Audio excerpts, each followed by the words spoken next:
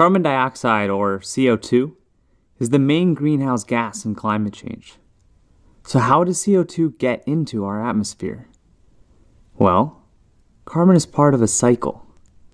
It starts with the sun, which hits the Earth's surface with more energy in 1 hour than the whole world uses in a year.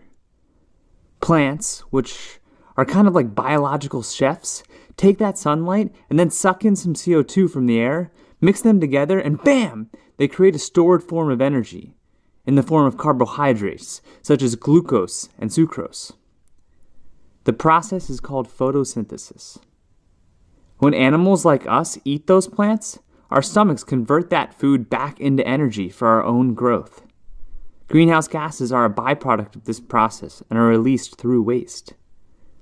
If those plants die, they decompose, and tiny microorganisms break down those carbohydrates and again release greenhouse gases as a byproduct. As you see, energy originates from the sun and is then transferred as it moves through the food chain. But sometimes, carbon-based organisms, like plants or animals, get stuck in the earth. When this happens, they're compressed under tons of pressure and turned into carbon-based fossil fuels like oil, coal, or natural gas.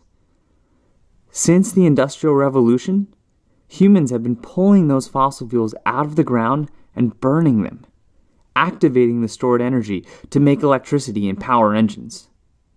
But the thing is, it also releases millions of years worth of stored CO2 back into the air.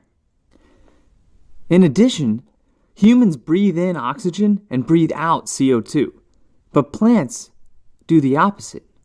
Trees suck up huge amounts of CO2, which balances the cycle. Thus, deforestation reduces the plants that store CO2. We're attacking the cycle from both sides. Think of it like a computer. A computer can operate a few programs at a time, right? Normally, when you finish with the document, you save and you close it, so as not to overwork the computer. Then imagine you stopped closing your documents, so they were all open at once. Your computer wouldn't be able to process it all. It would start to slow down, and then to freeze, and eventually it would crash, which might be where our environment is heading if we keep overloading the carbon cycle. So, is there any way to rebalance the ecosystem? What about technology? Technology is defined as a technique to solve a problem. And so, sustainable technologies are those whose output is equal to their input. They do not create negative externalities, such as CO2, in the present or the future. They sort of cancel themselves out to solve the problem. To achieve this, we need to invent sustainable technologies. If we put all the ideas and technologies ever created into one circle, then invention is the pushing of the boundaries of that circle. And the area outside of the circle is infinite, meaning the potential for invention is limitless. Think about some of the incredible clean technologies we have today. All those ideas have one thing in common. They all came from people. People innovate. People create.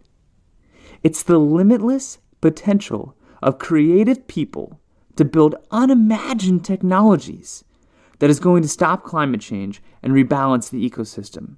And that is something to be hopeful about.